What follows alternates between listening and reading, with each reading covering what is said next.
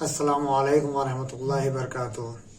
آج ہماری نسل نو آبا و اجداد کے کارناموں سے نابلد ہے، اس لیے مسلم قوم کے کارناموں سے نئی نسل کو واقف کروانے کے لیے مسلم قوم کی خداوار شخصیتوں کے بارے میں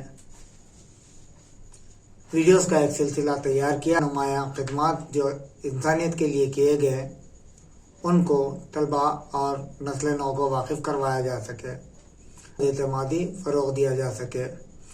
آئیے ان شخصیتوں میں آج ہم بات کریں گے عباس ابن فرین پر غور۔ عباس ابن فرناس، جن کا مکمل نام عباس قاسم ابن فرناس تھا، وہ ایک موجد، طیارچی، حکیم، شاعر، موسیقار، ماہر طبیعت، ماہر فلکیات اور کیمیاء تھے۔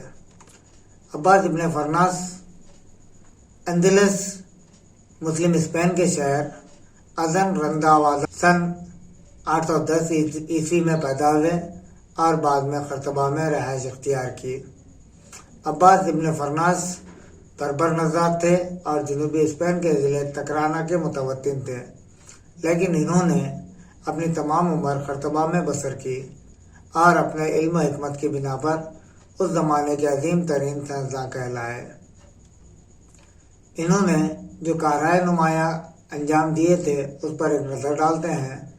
انہوں نے پانی کی گھڑی ایجاد کی تھی۔ پانی کی گھڑی آپ شکل میں دیکھ سکتے ہیں۔ یہاں پر اس پانی کی گھڑی کے ذریعے یہ وقت کا اندازہ لگایا کرتے تھے۔ اسی طریقے سے انہوں نے جو سب سے اہم کارنامہ انجام دیا، آج ہماری نسل نو یہ جانتی ہے کہ ہوائی جہاز کا موجد کوئی غیر قوم سے تعلق رکھتا ہے۔ تو آپ لوگوں کو بتا دیں، عباس ابن فرناس وہ شخص ہے جنہوں نے پہلی انسانی ہوائی پرواز کی تھی۔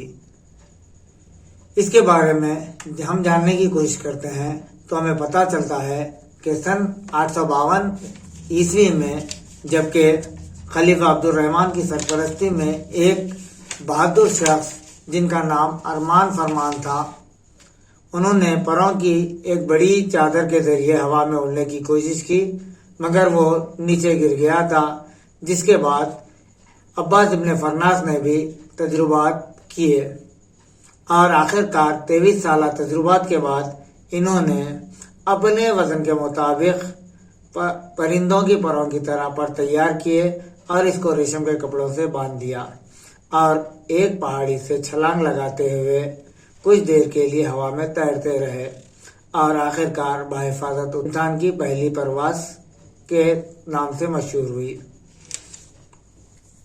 آئیے ان کے ایک اور کارنامہ کی جانب دیکھتے ہیں۔